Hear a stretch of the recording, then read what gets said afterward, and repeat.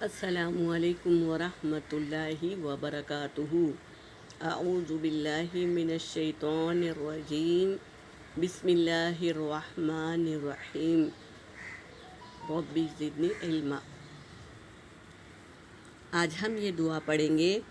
اس دعا سے ہم ہمارے شوہر کی آنکھوں میں اور ہماری اولاد ہماری آنکھوں میں ٹھنڈک پیدا کرے گی، تو ہم اسے یاد کریں گے اور عمل میں لائیں گے انشاءاللہ۔ کیا ہے وہ دعا؟ ربنا ہب لنا من ازواجنا وذریاتنا قرۃ اعین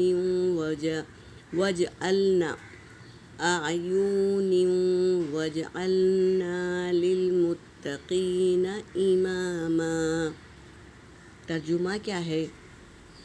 اے ہمارے رب، ربنا اے ہمارے رب، ہب لنا ہمیں عطا کر، من ازواجنا اپنی بیویوں، و ذریاتنا اور اپنی اولاد سے آنکھوں کی ٹھنڈک۔ کیا ہے یہ آنکھوں کی ٹھنڈک؟ جسے شوہر اگر بیوی کو دیکھتا ہے تو اس کے دل میں سکون محسوس ہوتا ہے۔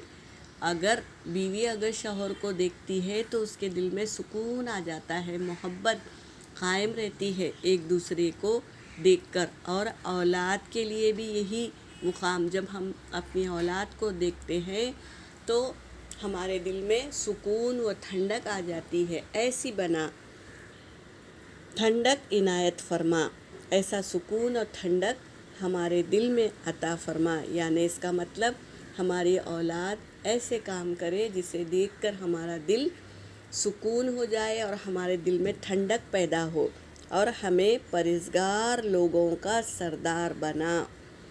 وجعلنا اور ہمیں بنا، للمتقین پرہیزگار لوگوں میں، امامہ ان کا سردار بنا۔ الحمدللہ، کتنی اچھی دعا ہے نا۔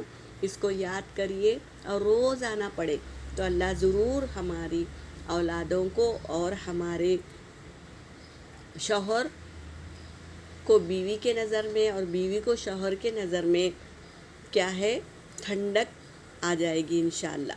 پڑھتے رہے۔ سورہ فرقان کی آیت ہے، آیت نمبر کیا ہے؟ 74 ہے۔ یہ اللہ کے نیک بندوں کی دعا ہے، کیونکہ ایک مومن کی آنکھ مخصوص بیوی بچوں کی ظاہری حسن و جمال و عیش و آرام سے نہیں، بلکہ دراصل ان کی نیکی اور پاکیزہ اخلاق سے ٹھنڈی ہوتی ہے۔ سبحان اللہ۔ اگر ہمارے اخلاق اچھی رہے، ہم اخلاق سے رہیں اپنے شوہر کے ساتھ، تو ان کی آنکھوں کی ٹھنڈک ہوتی ہے۔